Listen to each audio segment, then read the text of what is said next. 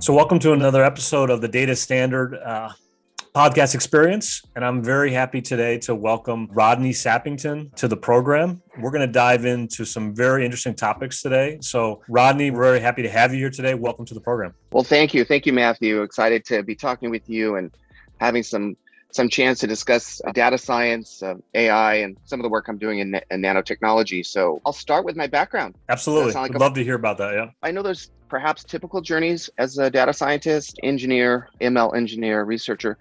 I don't know where I really fit in, but I will tell you how I started and where I'm at, that journey.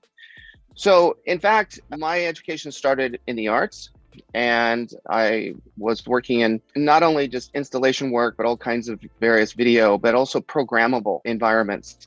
And so the idea of programming and forming an experience and seeing how people's behavior relate to certain sort of triggers and algorithms was always really interesting to me. Although I didn't start with an engineering degree, I started with a fascination of machines and people and how they actually get along and not. You know, how algorithms and or certain environments that are perhaps not just machine algorithms, but sort of, I'll say even checklists of certain triggers really can drive people's decisions, but also their pleasure, their enjoyment.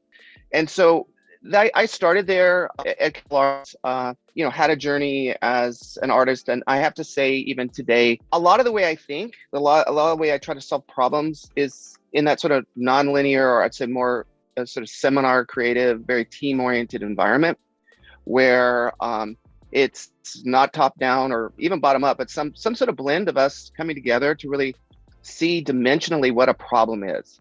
I actually want to go back to the idea of like problem formulation, but nonetheless, I went to Johns Hopkins and really became very fascinated with neural nets. But that was sort of an outcome of my fascination, and I would say my interest in and concern for clinical systems that were being built. You know, EHR was one of them, practice management systems, a number of systems that basically medicine lives with, that's very embedded in, how physicians approach patients and how patients actually get treated.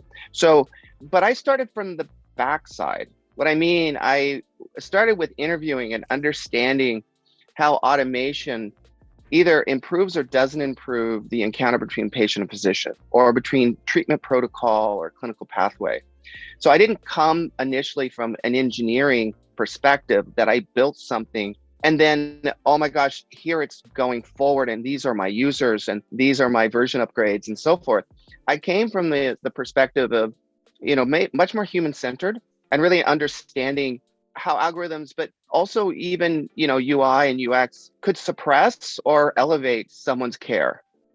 And so from that perspective, I got much more involved in looking at more complex models and then starting to code. And, I really wanted to drive those experiences. Just to interrupt you for a second, when you please. were going through that kind of PhD and you were working on all of that research at Johns Hopkins, what was at that time, what did you think you were going to graduate and do? What was the end goal? Or did you have one? Or you were just kind of learning and growing as you went? Well, it's a great question, because the path, in medical informatics at the time was a kind of a combination of clinical, social science, engineering, even robotics. So, I got really in the mix of a whole field that was changing, to be honest. So the path I had to craft for myself. To answer your question straightforwardly, I'd probably go for, working in maybe medical imaging and which I ended up doing, and then being able to automate and make more precise medical diagnostics, which I ended up doing. But I really wasn't sure if there was an appetite for that. But I knew I was fascinated with it. So that was kind of the portal through which I entered, or they say the various tiny portals, which I entered into a larger industry and clinical experience. But I've always kept my feet on the ground when it comes to people, and in this case, patients who interact with the algorithms that many of us end up, designing and building and training and, doing validation for. And keeping that journey in mind is that those people are the people we need to elevate and improve in terms of what they're doing, their tasks, is really stayed with me from an artist, from an informatics, from a clinical standpoint. But I thought I would be working in probably radiology or working through the whole imaging process, and then deep learning kind of set imaging, on fire. Well, actually set radiologists on fire to me and said, I was taking their jobs. which wasn't true, which wasn't true at all, you know.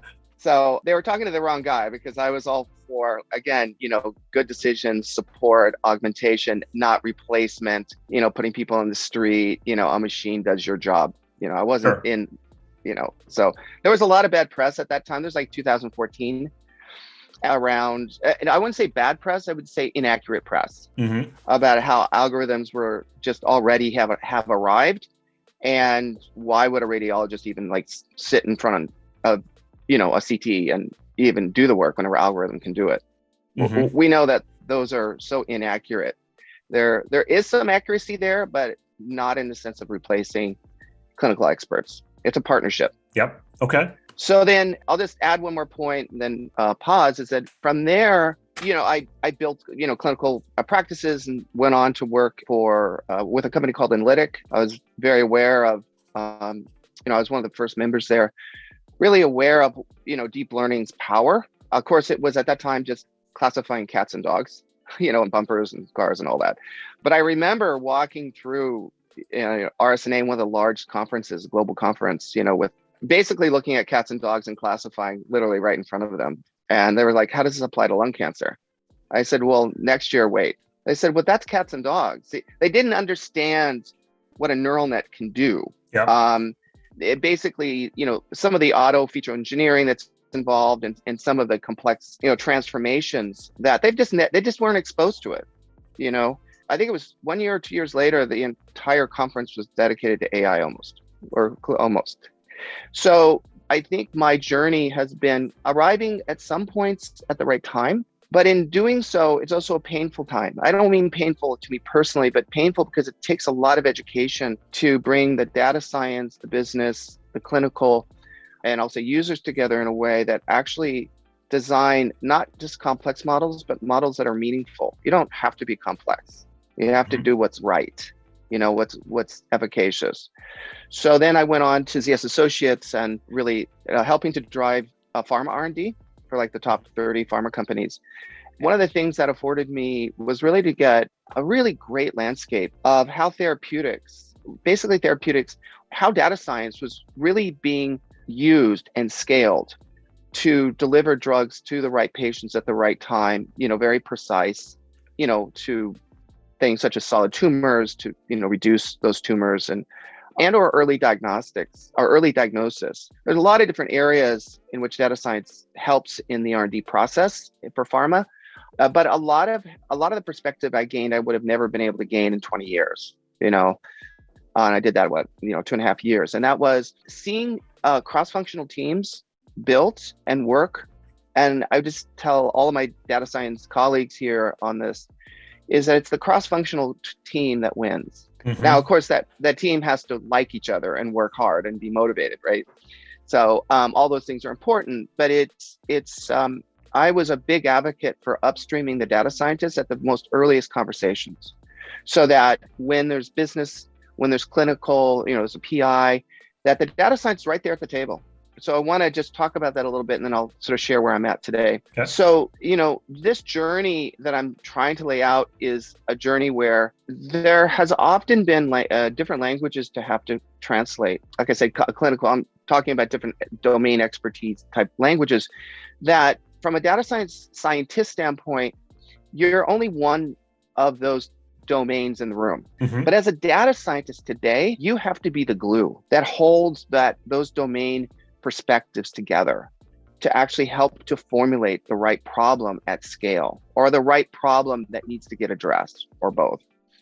So I don't think data scientists, a lot of my education has really been in the field as much as, I did my PhD. It's all the hard lessons have been the lasting lessons, dirty data, sparse data, having a great data science project that goes nowhere because it's like a bunch of us nerding out, right? Or, having clinicians quite frustrated because they have a need that either didn't get expressed or didn't get teased out. So the problem is the wrong problem to try to solve.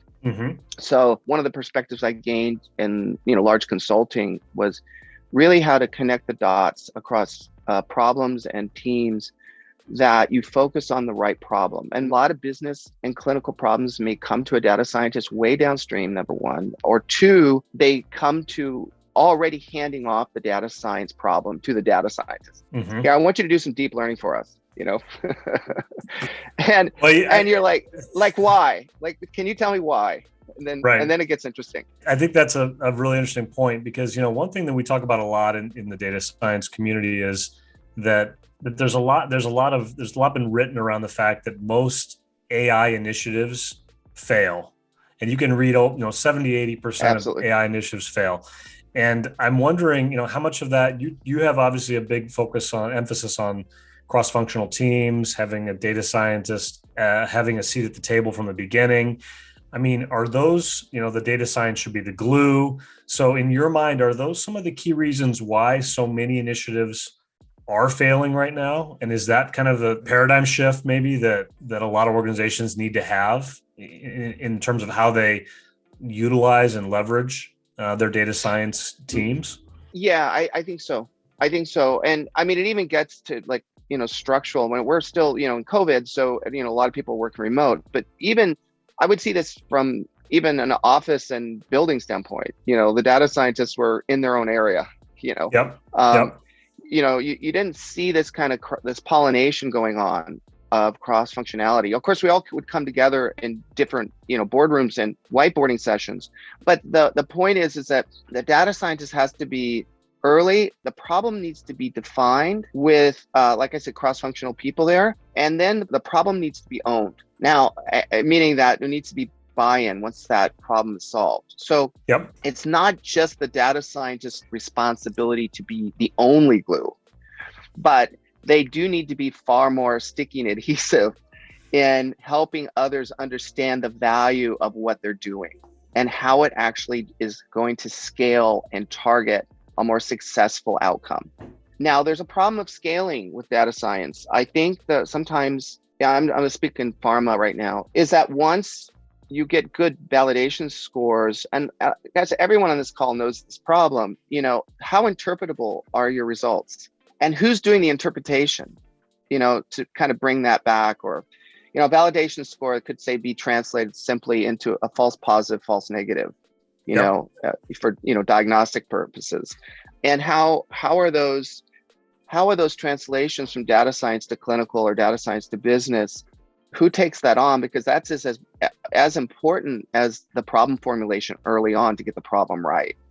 Yep. So sometimes that's lost, that interpretability, and it's also lost when you actually choose your model. Sometimes you choose models that are pretty obtuse and they're kind of hard to, translate. So you have to always do that balance between interpretability and complexity and simplicity and all of that. I tend to side when it comes to clinical on interpretability because I know from a pharma standpoint, we'll keep in the pharma area, because I know that those results have to be interpreted across 3 or 4 different stakeholders. Yep. So you need to do that education. So I think the one issue that I see coming again and again is problem formulation not well defined early on, a handoff to the data scientists that are not upstream, not very well interpretable models that even if when they are interpretable, they're not rolled out. That interpretation doesn't reach the stakeholders and they're not made to understand what those results are. And then I would say the last thing there in terms of this idea of failure. It's really a failure of scale, getting to scale. Sometimes the business doesn't understand, like they've sunk a lot of money and just getting the proof of concept, and they don't really understand. They want to scale, but now they have to spend 3 or 4 times more money. So, I think, that's a business decision I can't really speak to in the sense that I can't, they're all kind of different cases. But I think, data scientists and technologists that are working on the sort of platform cloud level need to really work very closely to have that proposition of scale earlier on. Got it. So people see that, they see that, okay, if we do this, the potential to scale is that. Yep. And again, upstreaming even the technologists that are working on the large platform level, like say a data lake level and so forth. And that they should be at the table too earlier than they usually are. Those are some areas I think that are already improving. I'm not bringing up anything real new here, but those are key areas that I think, younger data scientists, as you come into the field, you'll be at the table earlier. Right. And if you're not, then you should insist. It has to be at the table. Okay. All right. Yeah. So I think that's a great segue then into just talking about kind of what you're doing today, because I know there's a lot of You're in a cutting edge space, and I know our audience would be very curious to understand more about potential opportunities, kind of, where are you playing today? Playing for the long term. So working in nanotechnology, AI-driven nanotechnology. So it's really more broadly, or I'll say specifically, we're working on what's called BNNTs, boron nitrate nanotubes. It's sort of one area of nanotechnology, but it fits within the larger rubric of material sciences. Mm-hmm. So, name of the company is Epic Advanced Materials. So I serve as the CEO there, and you really, at this point, you're seeing such things as COVID-19 vaccines. Okay. We're not developing vaccines, but I'm just going to give you just a little taste. The COVID-19 vaccines would not be possible without nanomaterials. And, that story hasn't really been fully told. Right now, we're just making sure that we get to herd immunity and get everyone vaccinated, right? Yep. But it really has pushed the idea that nano is bio-friendly, bioavailable, and is ready for larger consumption by 10 years. It took a year to advance it 10 years. Now that's in nanomedicine, it's a certain area, but particularly in vaccines and mRNA. So it's nonetheless, though, it has a sort of an effect, a kind of a radius around other nano type projects like our own.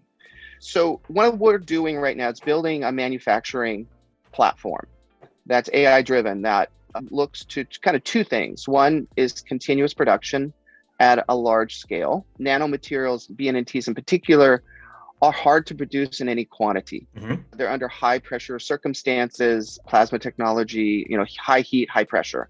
There's a lot of variables in the actual production. These materials are still very much in the R&D phase. So one of the big areas of Epic that I'm excited is to take them out of the R&D, BNNTs, and to move them into not only industry, but into the role that they deserve to be, which is transformational. BNNTs can take heat unlike any other material. They are bioavailable and biofriendly. They can move through the human body. They are programmable. So they can act as, I'll call them Ubers for drugs. They're basically drug carriers. And there's a lot of other nanoparticles that can serve in various ways like drug carriers, but I'm saying that we're entering the nano phase where we have the ability to actually program and deliver in with great precision information, drugs, and so forth to human parts and on a molecular level that we never could. So organs and molecules. And so I'll pause. This is fascinating stuff. Can you give the listeners one or two use cases? Because I know that we've got, on your targeting industries, as varied as, biomedical, electronic, aerospace. So just one or two use cases, give a little bit of a contrast, what is being used today and how will BNNTs, transform that particular use case. Just one or two so that we can get a sense for kind of how you think this will be commercialized. Okay, so one, I can say in area of being able to develop clean water in different regions of the world, BNNTs have proven to be used as part of cleaning up water, not only water that's dirty, but from salt to fresh. They're quite effective. But have they been produced at scale to do that? No. So that's again an issue of scale. But Could you imagine if you had a material and a delivery mechanism that could transform the world's dirty water? Change the world. It would change the world. But it's going to be nano that does that. I'm not saying in a singular way, but in concert with other processes. But without the nano, there would be no other processes. It's a core to that. I would say also in areas of drug delivery, you're seeing, nanos being a kind of, I'll call it a sort of a molecular adhesive to be a binding agent to not only bring a drug along that you need that would otherwise the liver would be destroyed because you have to overdose the patient. That particular drug to a solid tumor, adenocarcinoma in the lungs or brain mets, can be more easily targeted because of BNNTs. So what you've done is you're being able to not only target, but you've been able to save the patient from toxicity, liver failure, poor immune response, and so forth. Yep. And so those are like, you're seeing those areas, and aerospace, I could go down the road on aerospace for a while. But the point is, in terms of use cases, with the use cases that are currently available, many of them still are in R&D status. And so our job and my job at Epic is to move not only the technology, but the ability to produce it on a global level, so that we're not just producing it for ourselves, but we're producing it for others that want to see this transformation happen. And the only way we can do that is not have scientists turning knobs. We need AI to help us. We're not getting rid of scientists again. I don't want someone else, but you hear that was going to be my next question, though. How are you using, or how do you think you're going to use AI to turn nanotechnology into a scalable, business opportunity? Like that's the crux of the question, right? That's the heart of what you're trying to do, it sounds like. Yeah. So one is that right now you have a manufacturing process that clearly requires operators. All right. And those operators, just like a physician does, or like any of us, has implicit knowledge. They have a sense of how to sort of adjust, the nitrogen or the boron or the whole synthesis process that we're involved in. But what about if that person gets sick or gets, goes to another academic institution, And so the idea of standardizing and the quality, but also the operations is a huge step forward. And that's happened in almost any manufacturing process that we know today. There's been a standardization and automation and a quality control process that allows whatever that product is, in this case, BNNTs, to scale at quality, to have reliable purity. And, one of our key areas of measure of value is purity. Yep. So they need to be pure, relatively pure. There is some anomalies if you have an impure one that can have some value, but we're looking for pure BNNTs at scale, consistent, and so forth. So that's the proposition. And we know that once you produce more materials, the polymer and the functionalizations around them is just more easy, and you can bring them into products very much quicker. And so it's manufacturing functionalizations and taking it to product. As a colleague had said to me recently, BNNTs are the next Bitcoin. And why I bring that up is it's not that it is exactly a Bitcoin, as you all know, but it is the idea of transformation is here. Yep. And it has to be AI driven in order to get to scale and quality. And so that's our huge charge at Epic. And I'm excited from a data science standpoint. It's working with sensors and data that some of which I hadn't worked with before. So for our kind of younger professionals, it sounds like nanotechnology is a place that obviously you're high on. Do you have a few words of wisdom for them as they kind of launch their careers, and why nanotechnology might be a place they should consider exploring further? Yeah, so, nanotechnology is a collaborative sport across chemistry, physics, biology, data science. So if you're really interested in looking at an area in which the scientific knowledge you would gain, but also be a part of, is, again, going back to the cross-functional, then this would be a place to be. Yep. I'd say, secondly, if you want to be part of a transformational technology that AI has helped not only drive, but I think deliver to people that need it the most in populations that some of these materials would never get to if we couldn't do it at scale and cheaply, then you're doing good.